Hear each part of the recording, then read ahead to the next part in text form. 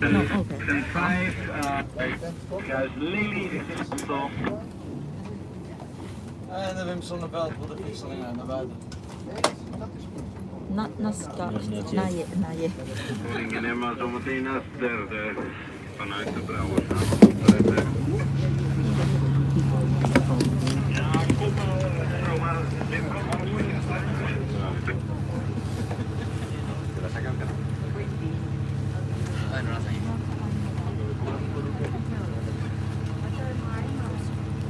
This is going to be really rough.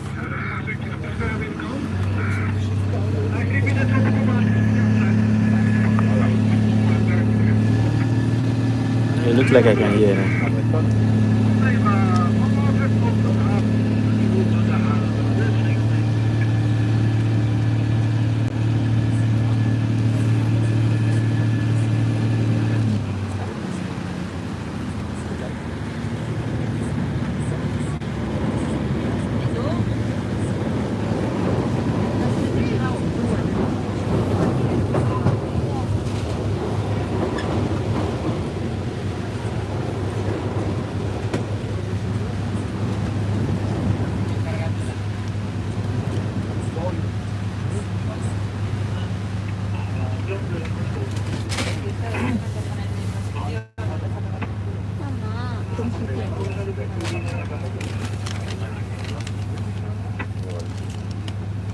Dan weg er wel in. Oh, we gaan door leggen.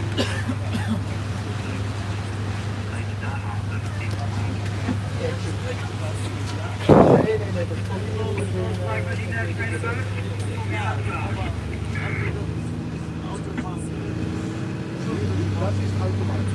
Eerst op de automatisch. Nou, weer stil, kom dan maar zo meteen.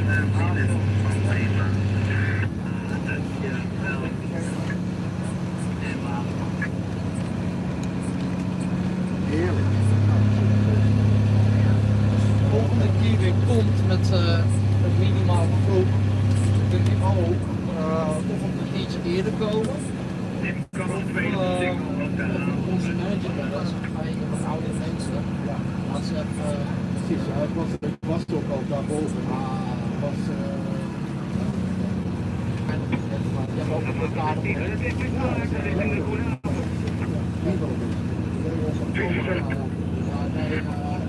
Ik wil wel wat rekening mee om de mensen bij elkaar, vooral als ze wat ouder zijn. Maar ja, dat is echt niet zo. Ja, dan kan je wel een beetje uitgegaan.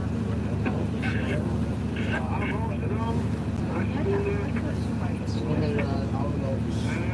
Maar ik wil het zelf ook maken.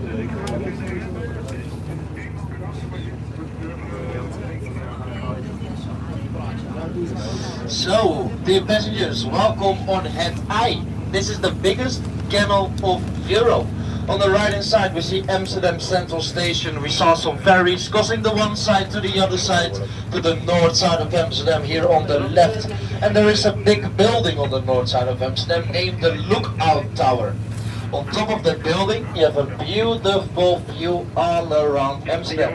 On top of that building there's also a restaurant that spins 360 degrees each hour. So if you like to get sick, go up there. And if you look on the right side of the tower, on top you see 3 swings that go over the edge of the building, only for the diehards.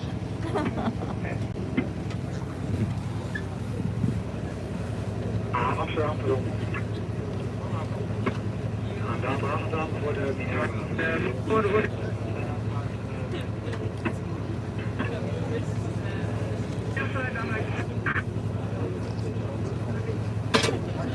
Zo'n gids wordt kapitein en gids, dat is goed. Nee, nu mag ik Duits een beetje oefenen, dan... maar dat kan ook in het Engels, je hebt gids die ook heel goed Duits. Ja, maar vaak ouder publiek vanuit Duitsland. Je spreekt niet zo heel goed Engels. Heel veel met je rivierboot, dat is allemaal Engels. Dus hier Duits. Nou, op deze rivierboot spreken ze al, daar spreken ze wel Duits. Sommige, ja, maar op de Amerikaanse boot is het allemaal alles Viking en allemaal waterways en zo, dat is allemaal Amsterdam, dat zit daar in een klein gebouw. Je kan dus als je wilt je nummer geven, dat is super mensen. En nog even één keer goed even vertellen wat het allemaal inhoudt. Ze hebben allerlei mensen, jij die dit bedoelt, maar ik zag een uitzending van Velden. Die zat met de toehoudauto dingen te regelen. Ben je dan groep aan het ophalen en dan aan het rondbrengen? Wat jij nu doet, moet dat vertellen. Het klinkt wel enthousiast. Ik zit helemaal in het vak, bij mensen die fietsen proberen van te maken aan de Ik zou zeggen, ik zal zo aan het einde van de ronde mijn nummer opschrijven. Dan laat me maar weten. Mijn rooster gaat binnenkort veranderen. We gaan 3 op 3 af. Dus dan heb ik 3 dagen vol en 3 dagen vrij. Dat is ideaal voor hun. Kijk, Ik ben in dienst. Maar voor mij het enige wat ik niet mag doen is voor een andere rederij varen. Dan is mag ik gewoon alle bedrijven. Dan klik ik heel enthousiast. Zeker. En is er dan ook eigenlijk een gidsplan mee om dat te gidsen? En dan ja, bijvoorbeeld hier aan de Serena werk ik voor, Rosa Aqua, dat is Duits, maar aan de Serena is Amerikaans. Ja, dan krijg je een itinerary mee en dan je limits. Dat is mooi. Spanje, dat is het. Zeker, dat lijkt me wel leuk. Zeker.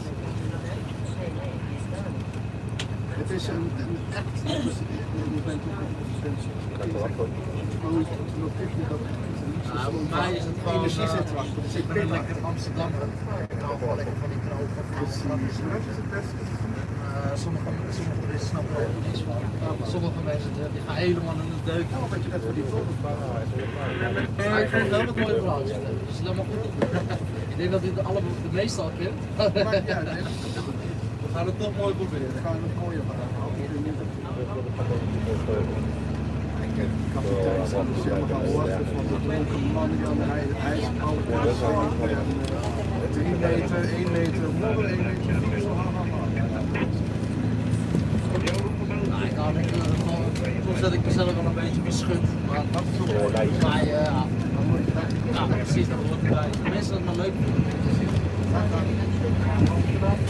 Kijk, want dat is het. Hè. Die vlaggen zijn wel basis ook.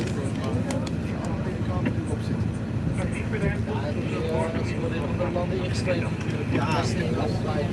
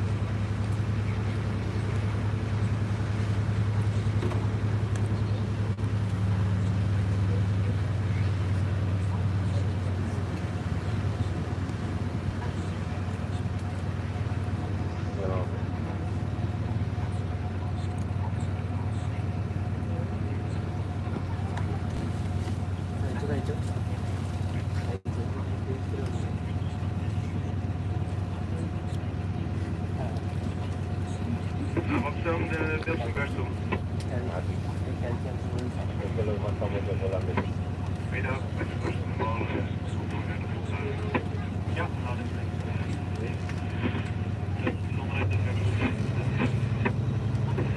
Oké.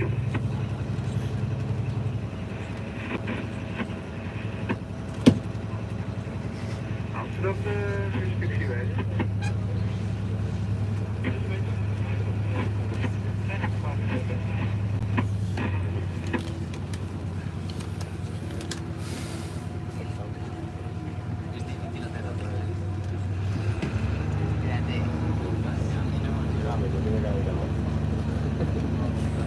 si la vas a matar a cocotazos. Para.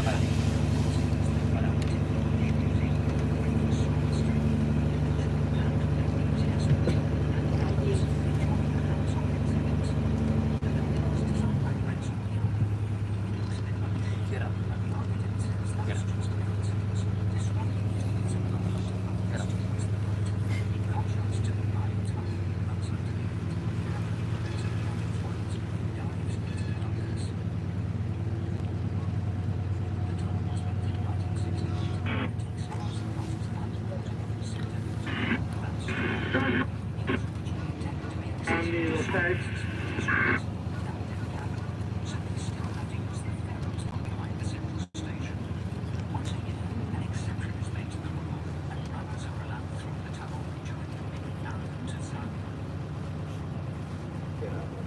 Haven Amsterdam, City Supply.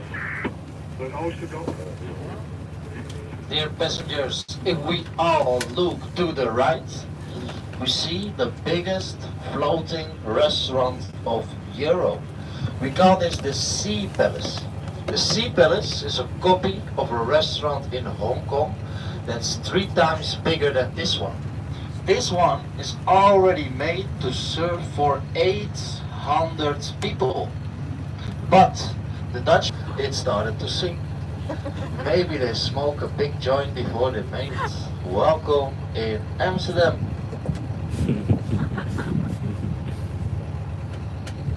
Ja, nou grapjes weten. Maar mensen vinden het leuk, dus dan doen we het gewoon.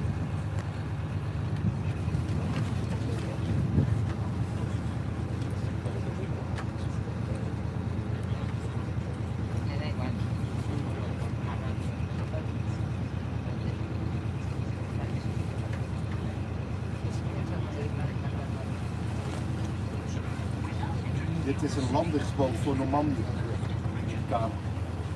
Beton, als er geen staal op gaat.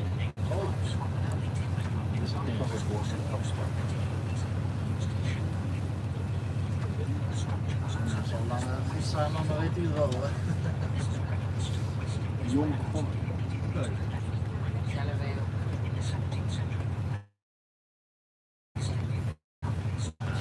Als het mooi met toeristen werken. Het is gewoon lekker. Het moet allemaal nieuwe mensen. Dat is wel ook wel nice. Dus als je dan iemand met een smile op die gewoon lekker dit en dat is of zo. En dan niet mijn handje aan het uithouden ben. Want dat zie je veel in het buitenland natuurlijk. Dus ja, ideaal.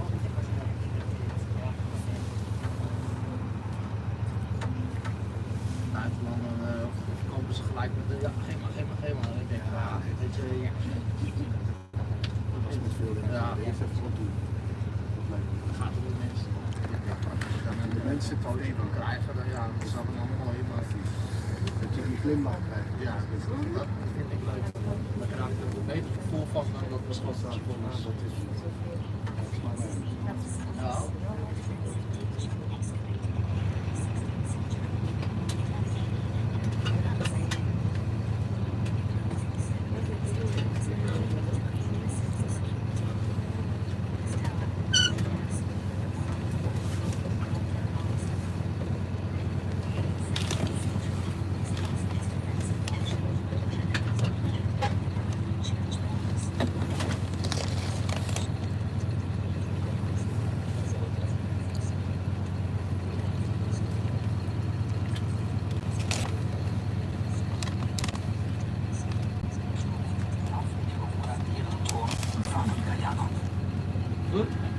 ja.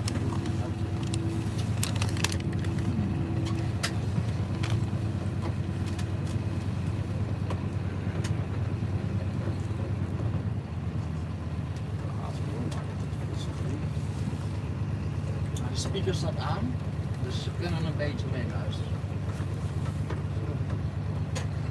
Speaker aan kunnen.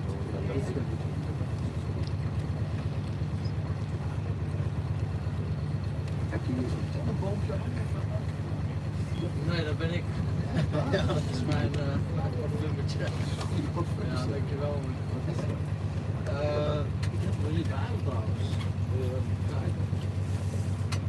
ik heb hem Wir laatst kommen jetzt zur früheren Judenecke. Vor dem Zweiten Weltkrieg das Viertel mit vor allem jüdischen Bewohnern. Seit dem Mittelalter kamen jüdische Flüchtlinge aus dem katholischen Portugal und Spanien ins tolerante Amsterdam. Später folgten ihnen Hochdeutsche Juden aus Mitteleuropa. Die portugiesischen Juden hatten gute Handelskontakte. Um etwa 1800 brachten sie Diamanten aus brasilianischen Minen mit nach Amsterdam. Die ersten Juden begannen an Küchentischen als Diamantverschleißer. Diese Heimarbeit entwickelte sich zu einem blühenden Wirtschaftszweig und wurde später sogar mit Dampf betrieben. Bis heute ist die Diamantentradition in Amsterdam erhalten. So, dear passengers, our next item is the old house from the famous painter Rembrandt van Rijn. It's only a little bit difficult to find because it's hiding between and behind two buildings. But if we all look to the front, to the left, we see a small building and a big building. The small building is the old sluice keeper's house. That's nowadays a cafe. But if we all look between those two buildings, you will see some green windows. That's the old house from the famous painter Rembrandt van Rijn. Gleich fahren wir an dem Viertel vorbei, wo der weltberühmte Maler Rembrandt wohnte. Rembrandt erwarb dort 1639 ein Haus, als er richtig erfolgreich war. Gerade hatte er den Auftrag für das berühmte Schützenstück Die Nachtwache angenommen und verdiente viel Geld mit Porträts wohlhabender Amsterdamer. Rembrandts Haus ist heute ein Museum. Das Atelier ist so eingerichtet, als wäre der Meister nur eben kurz zur Tür heraus. Sie können sich auch seine Radierungen ansehen oder sogar selbst eine Radierung abdrucken. Ein Ort, den Sie nicht auslassen sollten. If you look up right now,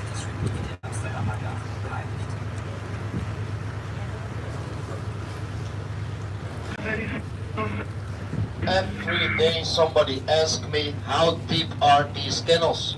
I always answer that these kennels are 3 meters deep. There is 1 meter of water, there is 1 meter of mud, and there is 1 meter of bikes, ladies and gentlemen. Every year they end up more than 20,000 bikes inside this beautiful kennels. And in Amsterdam it's normal that your bike gets stolen. And when your bike gets stolen, don't worry, go here to the left, to the market. You can buy your bike back for only 10 euros. Amazing, right? Well, don't ask them how they got it, otherwise they get mad. And we use a special English word for this here in Amsterdam. Can somebody guess? It's really easy. Recycling.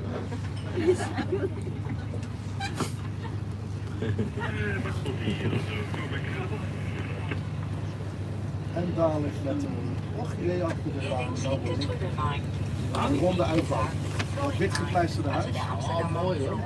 Kom maar zo. Zweifellos bezieht sich dieser Name auf das Ungeziefer in den alten Wohnungen, die man dort verkauft. Aber die Lage des Amsterdamer Rundmarkts passt hier ganz besonders. Im 16. Jahrhundert lag hier nämlich eine künstlich angelegte Insel in der Amst, die sogenannte Florienburg, also Flohburg. Später wurde das Wasser hier zugeschüttet und entstand der Platz Waterloo Plein, wo die jüdischen Lumpenhändler im 19. Jahrhundert ihren täglichen Trödelmarkt begannen.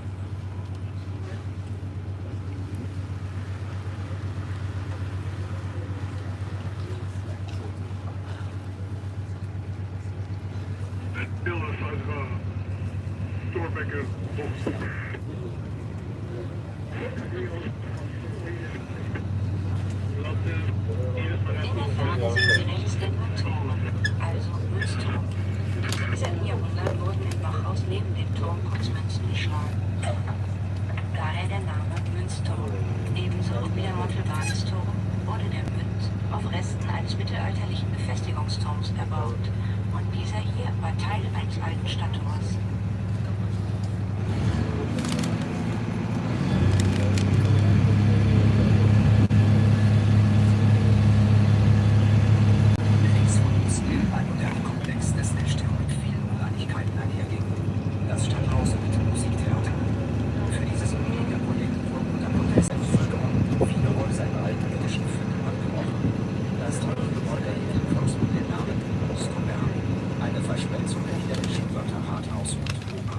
Ja, dankjewel. Tot verder. Kam es einen neuen Spitznamen. Das Kunstgebiss von Amsterdam. Warum? Schauen Sie sich doch mal die weiße Fassade an. Das Musiktheater ist der Heimathafen des nationalen Ballett und der nationale Opera. In dem Glaskubus des Rathausteils liegt der Rathaussaal, wo der Amsterdamer Gemeinderat tagt.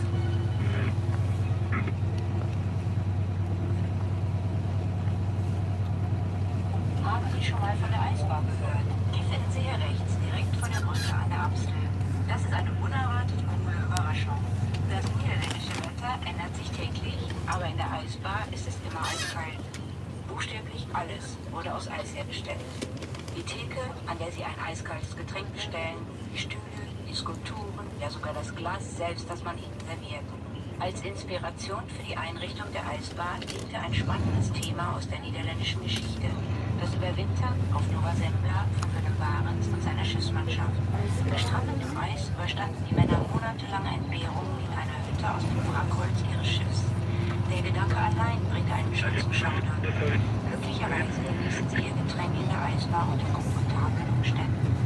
Für eine Erfrischung im Sommer oder gerade für einen extra Schuss Kälte im Winter, tagsüber oder abends schläft.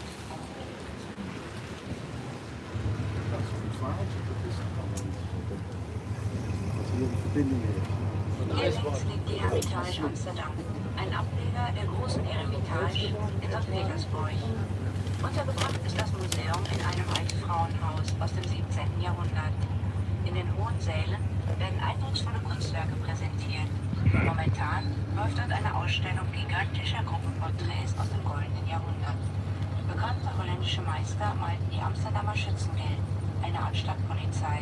Aber auch Regenten und Gildemitglieder ließen sich verewigen. Schauen Sie dort mal vorbei und stehen Sie Auge in Auge mit den echten Amsterdamern von vor 400 Jahren.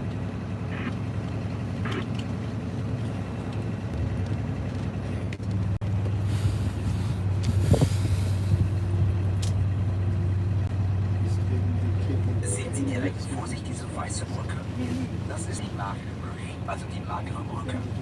Ein typisch holländisches Bild, finden Sie nicht? Die Produzenten des James-Bond-Films Diamantenfieber fanden das auch. Nach diesem Film wurde die magere Brücke weltberühmt. Die bewusste Szene wurde übrigens von einem Rundfahrtboot aus aufgenommen. Und zwar von hier aus, wo wir gerade fahren. Früher wurde die magere Brücke mit der Hand bedient. Heute geht das elektrisch. Aber der Brückenwärter muss noch immer selbst dorthin radeln, um die Brücke für große Binnenschiffe zu öffnen.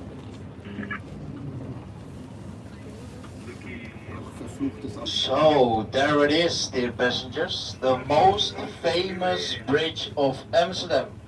We call this the Magere Brug. And no, I'm not sick, that's the name of the bridge. In English we call this the Skinny Bridge. And there is something special about this bridge, ladies and gentlemen. There is a story about this bridge. And the story tells that if you kiss right under the bridge, you stay together forever. So here is your chance. Don't buy any expensive stuff, because one kiss under the bridge should be enough. Here we go, in 3 and 2 and 1. Single ladies can come to the front. Captain is still single, of course. Here we go.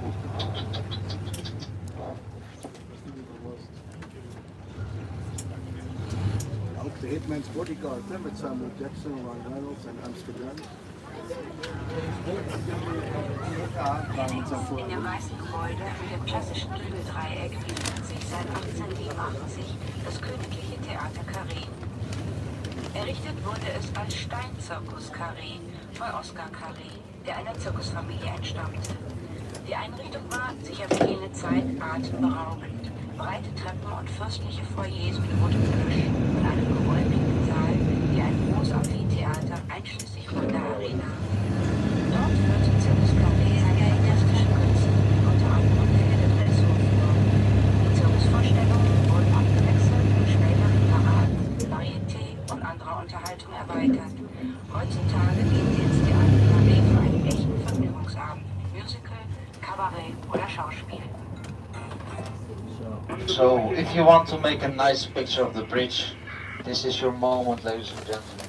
I cannot stand the boat for too long on this place, so if you want to make a picture, make it now.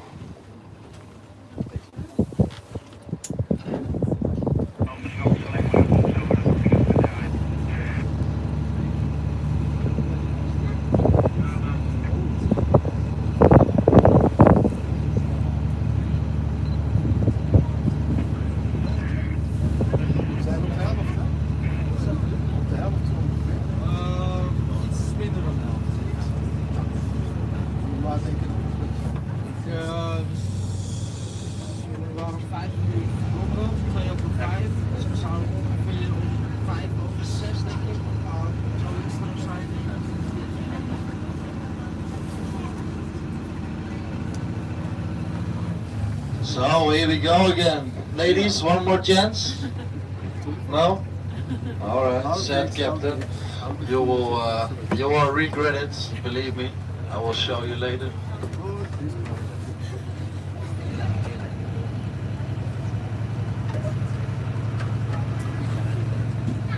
I'm not joking, guys. Welcome on the Armstall River. This is the only natural river here in Amsterdam. The rest are all canals. And the difference between a river and a canal is not that difficult, ladies and gentlemen. A river is made from nature and a canal is made by human. So everything around us, except this, the Amstel River, is made by human. Even the big lake where we started our tour with the lookout tower at Central Station with all the ferries, even that is a canal. By the way, that's the biggest canal of Europe. Jackson 4, dat ook, maar de bloemetjes.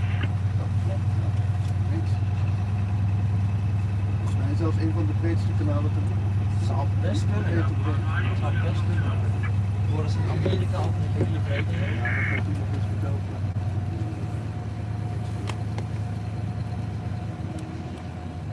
Jackson 4, dat ook, met de bloemetjes. Het zou kunnen dat die van Amerika ook iets breder Gewoon is. door. Kijk, Ja, die Amerikanen. Alles groot, alles groot, ja.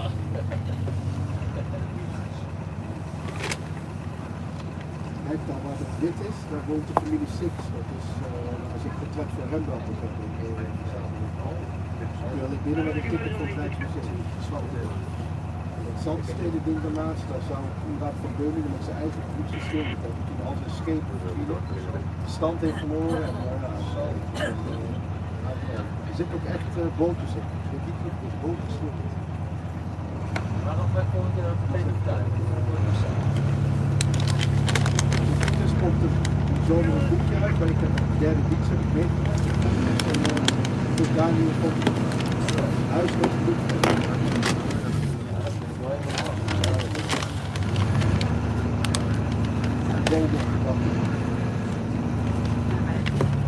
Hij was 4 keer burgemeester, hij was ambassadeur van Zweden, hij had een aandeel in de VOC.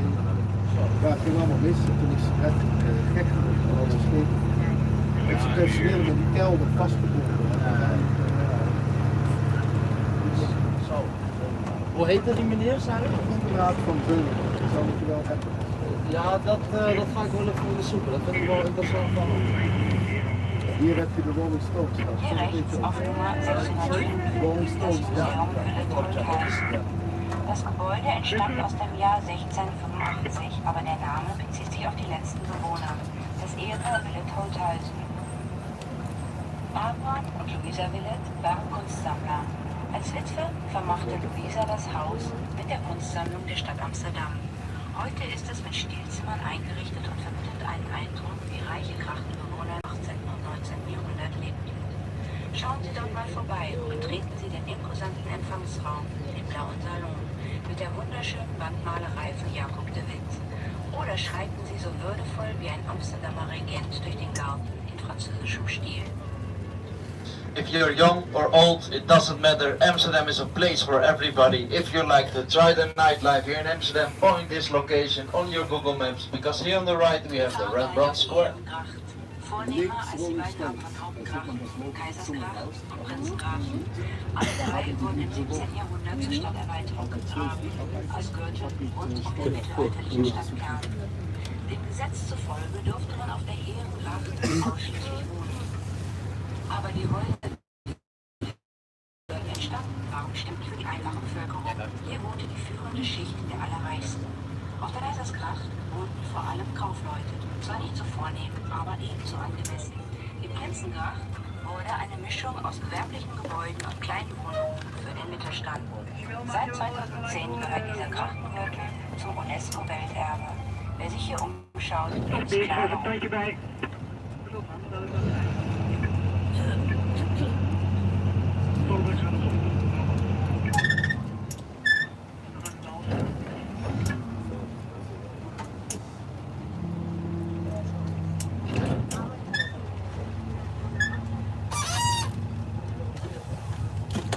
De Wimsonveld volgt ook door.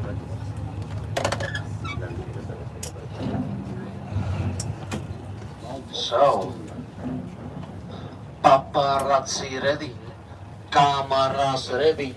Ladies and gentlemen, we will see something beautiful. And no, it's not my ex-girlfriend, too bad guys. But it is the 7 pole bridges. After this bridge, my favorite part of the tour, only to see from this point of view. After the bridge on the left hand side, cameras ready. Dankjewel Billy. I say it one more time, cameras ready. Kom ik hier, mag jij? Tiel.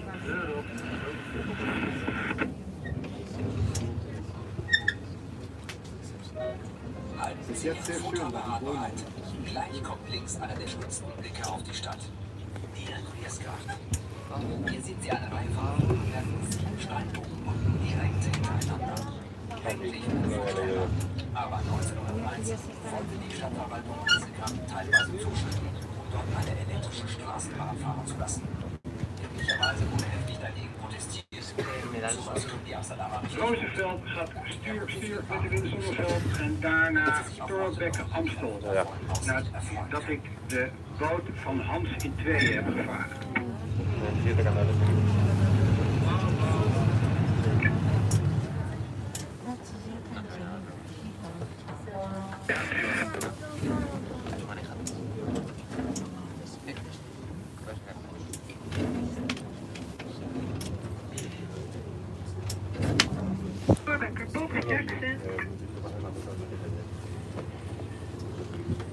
Even wachten, Jackson, er komt er iemand van de andere kant.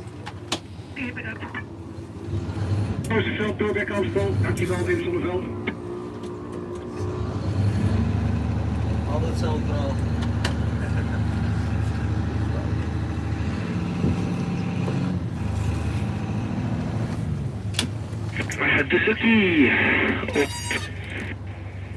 So, dear passengers, I told you that was beautiful. If you don't have the right picture, don't worry. Google have enough pictures. Just take one out of there, place it on Facebook, Instagram, Snapchat, and I keep my mouth closed. Lucky you. Our next item is our mayor's house. The first time in history Amsterdam has a female mayor named Femke Halsema. She lives here on the left, not far from here. Is the house with a balcony sticking out of the sides. 502, 502, 502, het burgemeestershuis waar Femke Halsema verblijft. Hier aan de linkerkant het huis met een balkonnetje. The house with a balcony.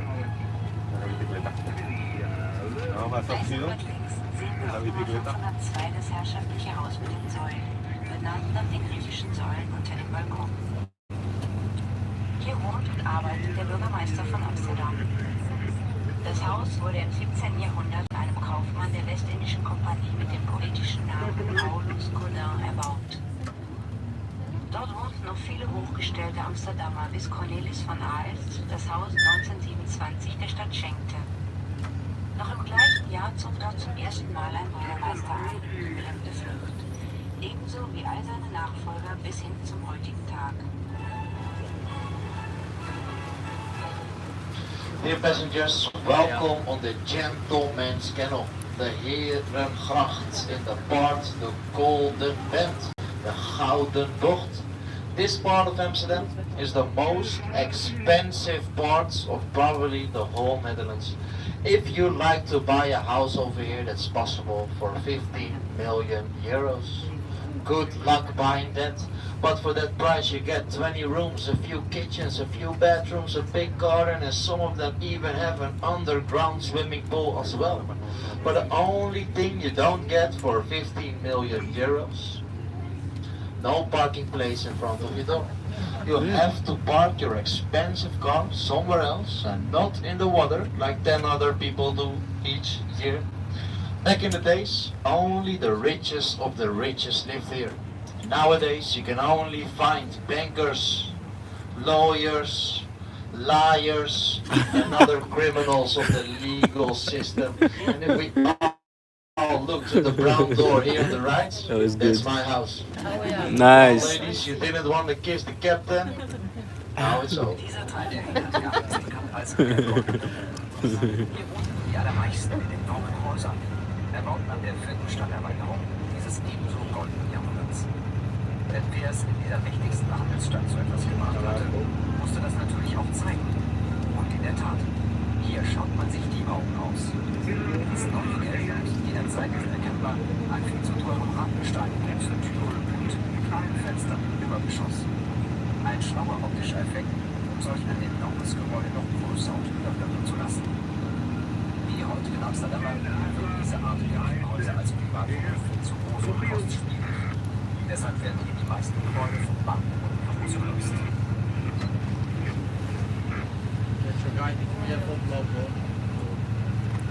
Hinter vielen Gartenhäusern liegen versteckte Gärten. Die sogenannten Kürtöne, also an eine Verordnung gebundene Gärten. Solche Ziergärten, oft mit einem Gartenhaus, liegen überall zwischen dieser Gart, der Herengart und der Käsersgart. Die Amsterdamer Stadtverwaltung bestimmte zu Beginn des 17. Jahrhunderts mit der Verordnung, dass zwischen Gartenhaus und Garten nicht gebaut werden durfte. So wurde das Gleichgewicht zwischen Stein und Grün bewahrt. Und das geschieht noch heute. Gärten und Parks bilden die grüne Blume der Stadt. Anfangs bestanden viele Grüntöne aus einem Gemüsegarten, Obstbäumen und einer Bleichwiese. Gegen Ende des 17. Jahrhunderts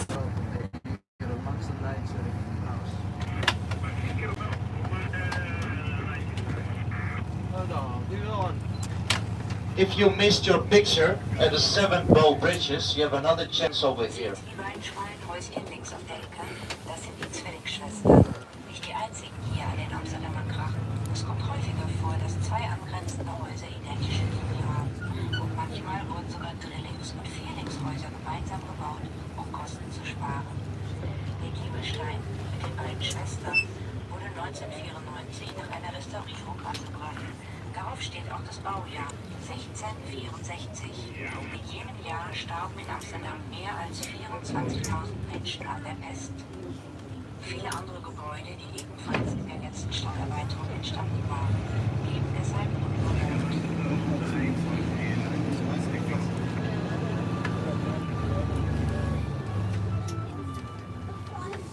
Sorry guys, normally I stop the boat, but it's pretty busy today, so I couldn't stop the boat. I'm sorry for that. But here on the right, we see one of the smallest canals in Amsterdam. So small that the houses are built inside the water.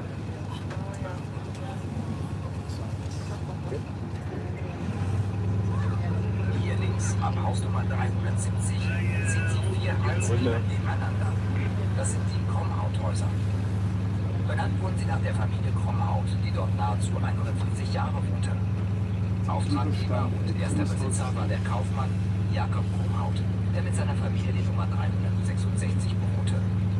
Der Entwurf von Philips Ringbogens ist klassizistisch, strafend mit klassischen Formen wie die oben abschließenden dreieckigen Timmerns, typisch für das späte 17. Jahrhundert. Heute ist das Landesmuseum im Wohnhaus von Jakob Kromhaut sowie im Gebäude nebenan untergebracht.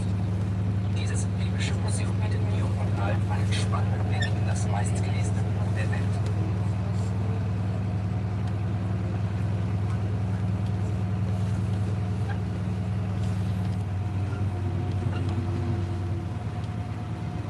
Wir fahren unter den 3 leeren Drachenbrücken der 9 Sträßchen hindurch. Mögen Sie ungewöhnliche kleine Läden, streunen Sie gerne herum auf der Suche nach originellen Geschenken und Outfits, die sonst noch niemand hat. Dann sind Sie in diesen Sträßchen genau richtig. Quer zu den 3 Hauptgrachten verlaufen 3x3 schmale Straßen voll mit kleinen Boutiquen, Kaffeestuben und Fachgeschäften. Die Namen der 6 Straßen links von uns erinnern an jene Zeit, als Handwerk ein Wiesenviertel mit Tierhäuten von Rehen, Hirschen, Bären und Wölfen arbeitete. Und mit Material wie Run, auf Deutsch Lohe, also gemahlene Eichenrinne, die für das Gerben von Leder eingesetzt wurde. Dear passengers, this is a really nice place to visit. The 9 straats, the 9 streets. I always say when you visit Amsterdam, you must visit this place. This gives you a Dutch feeling. Ladies and gentlemen, I show everybody this. Oh, yes, I show everybody the smallest canal. Now I want you guys to look for the smallest house on this canal. Look around you, try to find it. It's hard to find because it's so small, but I give you guys a tip. Look for a camera.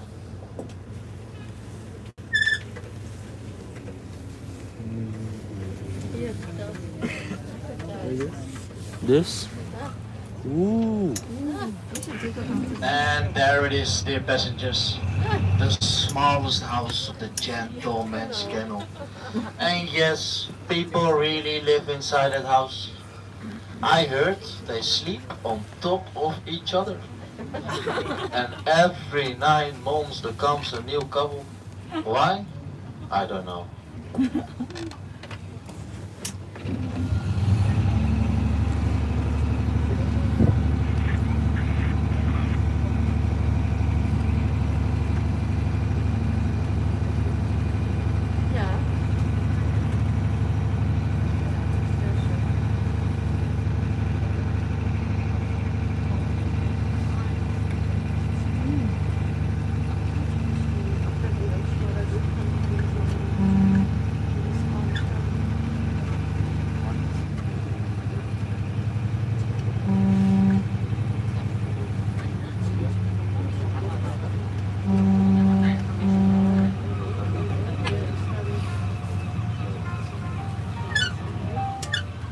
Amsterdam nennt man auch das Venedig des Nordens. Beide Städte haben ja vergleichbaren Wasserreichtum. Im Hinblick auf die Anzahl Venice of the North. sind Amsterdam die italienische Stadt hat 400, hier zählen wir gut 250. Aber wir kommen uns schon, wenn man sieht, was für Brücken es hier gibt. Die typisch holländischen Zugbrücken sind noch beispiellos. Beweglich sind für den einzigen Schifffahrtverkehr, der hier schon so lange herrscht. Als im 19. Jahrhundert noch der Straßenverkehr in Amsterdam begann zuzunehmen, wurden viele Holz- und Metallzugbrücken durch Steinexemplare mit beweglicher Fahrbahnwerke ersetzt. Bestimmt müssen auch Sie mal vor einer offenstehenden Brücke warten, denn noch heute ziehen viele Binnenschiffe durch die Stadt. Wenn Sie deshalb zu spät kommen, benutzen Sie einfach die unbekannte Amsterdamer Ausrede. Die Brücke war auf. Well, I use that every day. Dear passengers, the Audi guide is not telling you the full story. The Audi guide says that Amsterdam only has 250 bridges, but that's only inside the city center. The Audi guide says as well that Venice has 400, but Amsterdam actually has 1250 bridges all around Amsterdam. So a little bit more than just 250. Schauen Sie sich mal diese prächtige Kombination aus rotem Backstein und weißen Akzenten an. Der wahrhaftige holländische Renaissance-Stil aus dem goldenen Jahrhundert. 200 Jahre später inspiriert der Stil erneut. Schauen Sie sich dafür mal das Rijksmuseum und die Komponenten an. Der Herr des Hauses, der es etwa 1617 erbauen ließ, gehörte zu den reichsten Amsterdamern seiner Zeit. Er war nicht nur Bankier, sondern erbte auch viel Geld von seinem Onkel Bartolotti aus Italien. Um einen noch vornehmeren Eindruck zu machen, übernahm er den Namen seines Onkels und nannte sich fortan Guglielmo Bartolotti anstatt Willem von den Löwen.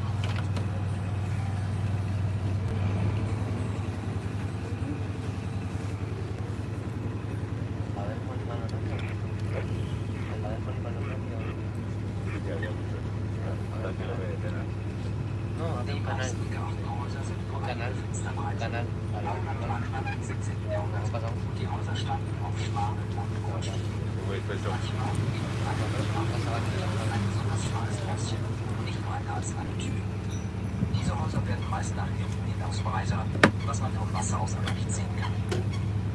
Wer im goldenen Jahrhundert besonders reich geworden war, ließ ein einziges Haus auf 2 Grundstücken bauen.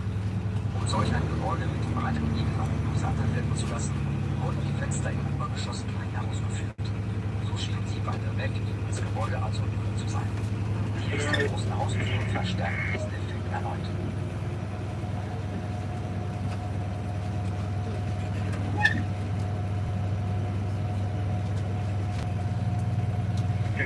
Warum ist Orange die Farbe der Niederlande?